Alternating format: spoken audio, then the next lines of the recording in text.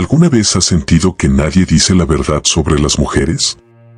Como si todo lo que se hablara fuera o una adoración ciega o un resentimiento amargo, sin espacio para la claridad ni para la honestidad. La sociedad insiste en pintar a las mujeres como seres puros, cuidadosos, casi moralmente superiores. Pero ¿y si toda esa imagen fuera solo una puesta en escena perfectamente ensayada?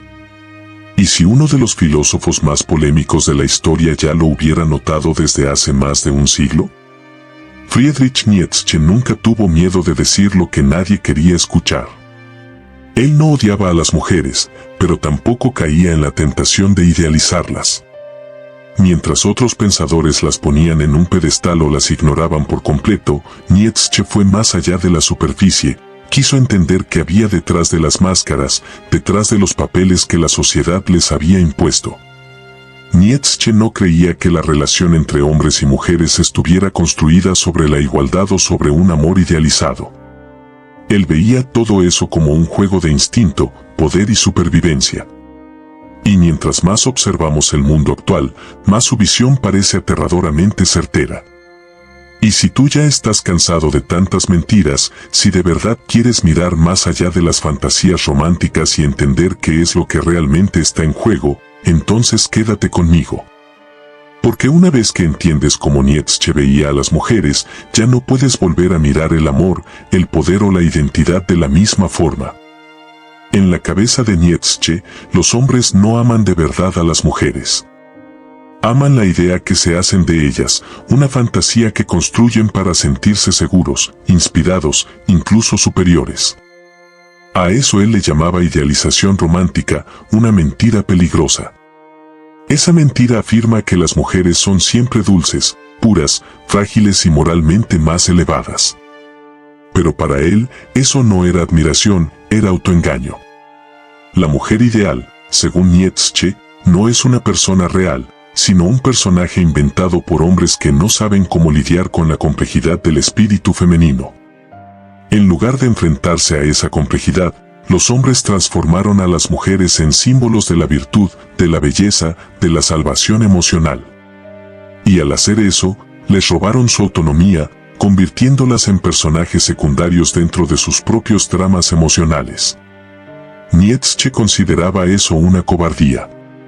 Según él, los hombres se mienten a sí mismos porque no soportan la verdad cruda y directa sobre las mujeres, que son instintivas, estratégicas y guiadas por un tipo de poder diferente. No son mejores ni peores.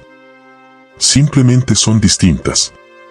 Misteriosas no porque sean incomprensibles, sino porque los hombres prefieren no intentar entenderlas. Prefieren mantener viva la ilusión que ellos mismos crearon antes que enfrentarse a la realidad. Esa máscara que llaman amor, decía Nietzsche, no nace de la admiración, sino del miedo. Miedo a una mujer emocionalmente libre, sexualmente autónoma, que no necesita ser salvada. Así que los hombres disfrazan ese miedo de romanticismo y se engañan a sí mismos hasta que la realidad les toca la puerta. Cuando la fantasía se rompe y aparece la mujer real, muchos hombres se sienten traicionados. No porque ella haya cambiado, sino porque la ilusión ya no se pudo sostener. Nietzsche veía eso como una de las mentiras más grandes de la sociedad, que para amar a una mujer, el hombre necesita cegarse ante quién es ella en realidad. Él nunca vio a las mujeres como frágiles. Al contrario, las consideraba maestras de un tipo distinto de fuerza. Una fuerza que no grita, pero que susurra. Mientras que el poder de los hombres se exhibe a través del estatus, la imposición o la violencia, Nietzsche creía que las mujeres habían desarrollado un dominio más refinado, más sutil, pero igual de eficaz. Durante la mayor parte de la historia, las mujeres no tuvieron acceso al poder directo. No podían gobernar, liderar ejércitos ni dirigir instituciones. Así que se adaptaron. Aprendieron a influir desde las sombras, a través del encanto, la seducción y la inteligencia emocional. Y mientras los hombres construían reinos con espadas y discursos, las mujeres moldeaban a los hombres que construían esos reinos. Nietzsche se dio cuenta de que las mujeres tenían el don de guiar sin mandar, de conquistar lealtad sin imponer fuerza, de ofrecer protección sin exigirla. Su poder era relacional, psicológico, construido a partir de una conciencia profunda de la naturaleza humana. Ellas sabían, como nadie más, que movía a los hombres, el deseo, el ego, el orgullo. Y aprendieron a moldear todo eso sin enfrentamientos. No por malicia, sino por supervivencia. Nietzsche admiraba esa habilidad, pero también advertía, no subestimes ese poder, porque justamente por ser invisible, es aún más difícil de resistir. Él creía que las mujeres poseían un instinto estratégico, la capacidad de hacer que los demás actúen sin darse cuenta de que están siendo dirigidos. Y por eso no las veía como víctimas de la historia, sino como estrategas silenciosas operando dentro de ella. Nada de esto era adulación. Era una bofetada a las creencias ingenuas de su época. La sociedad veía a las mujeres como pasivas, dependientes. Nietzsche las veía como calculadoras intuitivas y extremadamente conscientes del impacto que generaban. Y no las culpaba por eso. Solo decía en voz alta lo que pocos se atrevían a reconocer, que en las relaciones humanas, quien de verdad tiene el poder casi nunca necesita alzar la voz. Nietzsche no veía esa atención a la apariencia como algo vacío o superficial. Para él, era estrategia. Creía que en un mundo que siempre negó el poder directo a las mujeres, ellas aprendieron a dominar el campo de la percepción. Belleza, delicadeza, inteligencia social, todo eso no eran adornos, eran herramientas. Herramientas de supervivencia en una sociedad donde el valor femenino estaba constantemente ligado a cómo eran vistas. Y si el control sobre la percepción significa control sobre el resultado, entonces dominar la apariencia se convertía, en la práctica, en dominar todo el juego.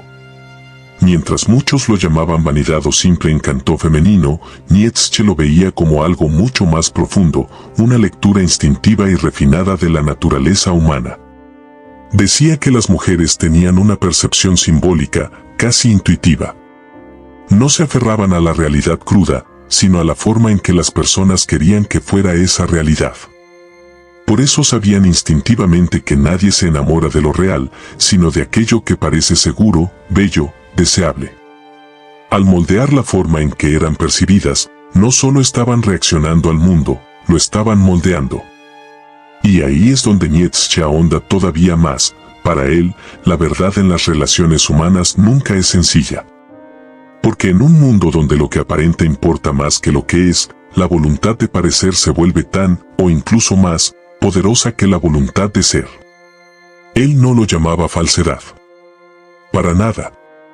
Admiraba esa capacidad de navegar en un mundo hostil, donde sobrevivir no requería armas, sino disfraz, presencia, actuación.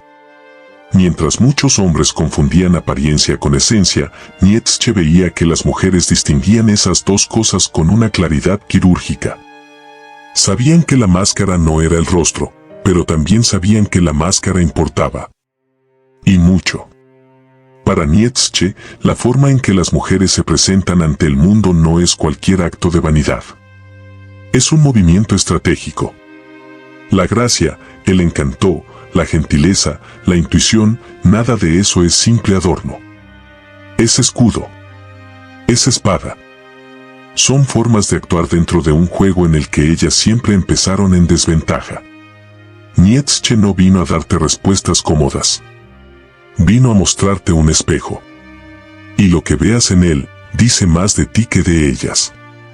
Pero si llegaste hasta aquí, tal vez ya no puedas seguir viendo a las mujeres, al amor, ni a ti mismo, de la misma forma.